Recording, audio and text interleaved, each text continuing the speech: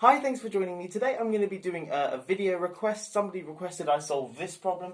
We want to know when is n to the 6 plus n to the 4 plus 1 a perfect square. Okay, so n is a natural number. N to the 6 plus n to the 4 plus 1 equals k squared, where k is some other natural number. Okay, so if you want to have a go at solving this problem, we want to find the values of n for which this thing here is a square. If you want to have a go at the problem, pause the video now and give it a go for yourself, and I'm going to jump straight into a solution.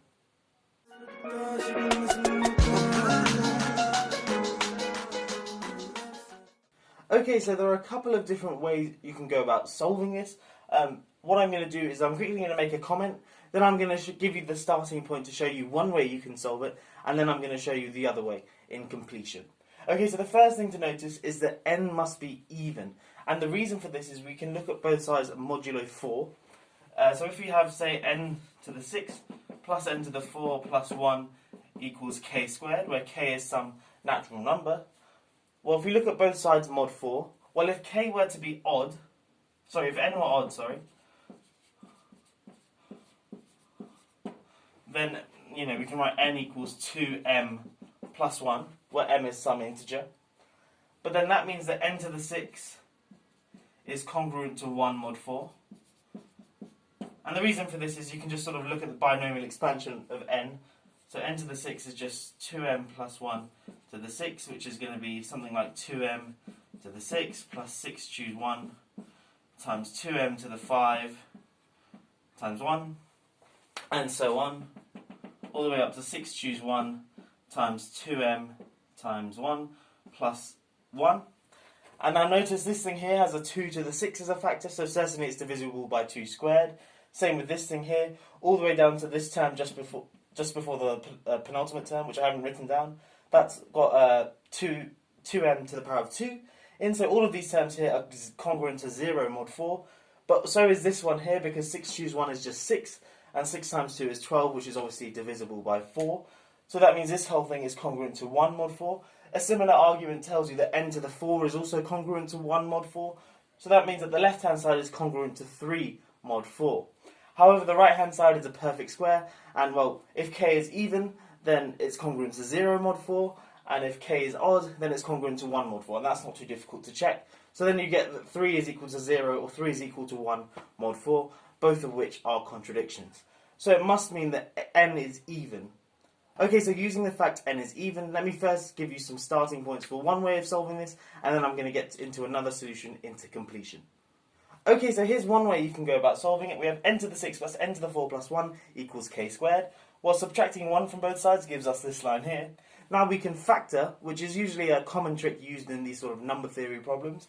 While factoring the left-hand side, we get n to the 4, n squared plus 1, and that's equal to k plus 1, k minus 1, by the difference of two squares. Now, noting that k plus 1 and k minus 1 are two numbers which differ by exactly 2, their greatest common divisor is 2. Because, for example, if they both had if k minus 1 say had a factor of 3, if k minus 1 had a factor of, say, t, where t is some number bigger than or equal to 3, well then, because this thing here is 2 more than k minus 1, then this thing here is congruent to 2 mod t, and thus is not a multiple of t. So these two things can only share a divisor if that divisor is 1 or 2. Okay? And then you use that property to show that, well, k plus 1 must divide something on this side here. I won't give it away. And then k minus 1 divides something on this side here as well. And then using that, you can derive some inequalities and show that if n is sufficiently large, you're going to get some sort of contradiction. And thus, there are only finitely many cases of n to check. And then you go and check them. However, that's not the solution I'm going to be presenting today. I'm going to be presenting a slightly different one. What I'm going to do is show that n to the 6 plus n to the 4 plus 1 is in between two consecutive squares for sufficiently large n, and thus we'll only have to check finitely many cases. So let's get stuck into that solution. Okay, so what we want to do is show that this thing here lies in between two consecutive square numbers for sufficiently large n. I guess square numbers that we sort of know or know how to derive are sort of by completing the square. So let's try and find some number where we complete the square and we get something that looks quite similar to this. And perhaps just playing about, you'll see that n cubed plus n over 2 works quite well, because when you square this, you're going to get n cubed squared, which is n to the 6, plus n cubed plus n over 2 times 2, which is n over 4, and then you're going to get plus n squared over 4. Now it's quite clear to see that this thing here is bigger than n to the 6 plus n to the 4 plus 1 when n is bigger than 2. And the reason for that is these two things here are the same as these two things here, so we're only comparing n squared over 4 and 1, and when n is bigger than 2, n squared is bigger than 4, and thus n squared over 4 is bigger than 1. So we get that inequality there. Now what we want to do is look at the square number which is 1 less than this, and show that for sufficiently large n, n to the 6 plus n to the 4 plus 1 is bigger than that square, and thus n to the 6 plus n to the 4 plus 1 is between two consecutive squares.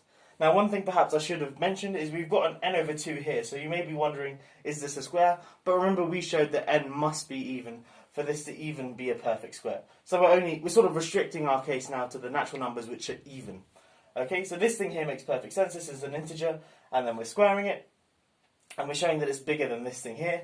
Now what we want to do is consider n cubed plus n over 2 minus 1 squared, and show that for sufficiently large n, this thing here is bigger than this thing here, and thus we'll have that n to the 6 plus n to the 4 plus 1 is bigger than this, but less than that, and thus is in between two consecutive squares. Okay, so now what we want to do is expand this thing here and show that n to the 6 plus n to the 4 plus 1 is bigger than this thing here, and then we'll have some sort of inequality, and we'll only have to check a few cases.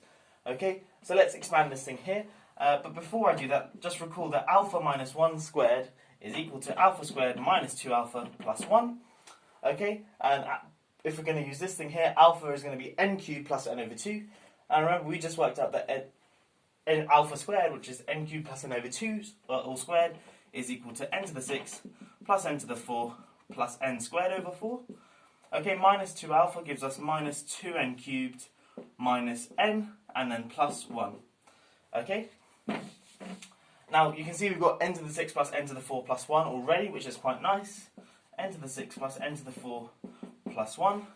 And then we've got this sort of junk term here, minus 2n cubed. In fact, I'm going to factor out a 2. No, I'm not going to factor out a 2. I'm just going to write it out first. Minus 2n cubed minus n squared over 4 plus n.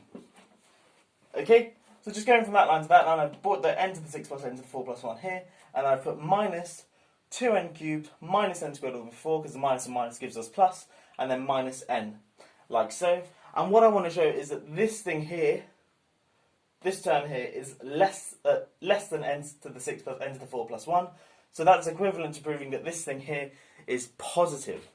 Okay, and that's not too difficult to do. Let's factor this thing here. We can take out a factor of n, so we get 2n cubed minus n squared over 4 plus n. Let's take a factor of 4n out, in fact. N over 4 out, I should say. Just so we get rid of this fraction here. And this thing here becomes 8n squared minus n plus 4, like so. N over 4 times 8n squared minus n plus 4, going from there to there. Now, we want this thing here to be positive, remember? Well, n over 4 is certainly positive because n is a natural number, and 8n squared minus n plus 4 is in fact positive for all n. And to see that, let's look at the discriminant of this guy here, looking at it as a quadratic in terms of n. Well, the discriminant is b squared minus 4ac, which is going to be 1 squared minus 4 times 8 times 4, which is equal to 4 times 4 times 4, which is 64, times 2, which is 132. No, 128. Don't know why I said 132. 128. So 1 minus 128, which is a minus 127. But in particular, it's a negative number. So that means that this quadratic has no solutions. And because 8 is a positive number, if we were to sketch this graph here, it would look something like this. Okay, where it's got a minimum turning point above the x-axis, and thus in particular it never crosses the x-axis. So this guy here is always positive. So a positive times a positive is positive. So this thing here is always positive for any n. And in fact, even n not a natural number. Or, sorry, it's always positive for n a positive number because of this guy here. Okay, but we only need to worry about natural numbers for this problem. And we've shown that this thing here is positive. So that means that this thing here, sorry, n to the 6 plus n to the 4 plus 1 is strictly bigger than this thing here. And we've shown that it's less than this thing here for n bigger than 2. So that means we only need to check the cases n less than or equal to 2. But remember, because n is even, that means the only case we have to check is n equals 2. So let's quickly check that. N to the 6 plus n to the 4 plus 1 when n is 2. Let me rub this off. So we get 2 to the 6 plus 2 to the 4 plus 1. 2 to the 6 is 64. 2 to the 4 is 16 plus 1. 64 plus 16 is 80. Plus 1 is 81. And of course that is 9 squared. So it works in the case n equals 2. And that's the only solution. So n to the 6 plus n to the 4 plus 1 is a square if and only if n equals 2. I hope you have enjoyed this solution video. If you want, I do encourage you to try and solve it the other way, which I presented at the start, or the starting steps for. It's a nice, fun problem, and perhaps vary about the parameters. Instead of n to the 6 plus n to the 4 plus 1, what if you did n to the 6 plus n cubed plus 1, or something like that. There are many sort of number theory problems like this.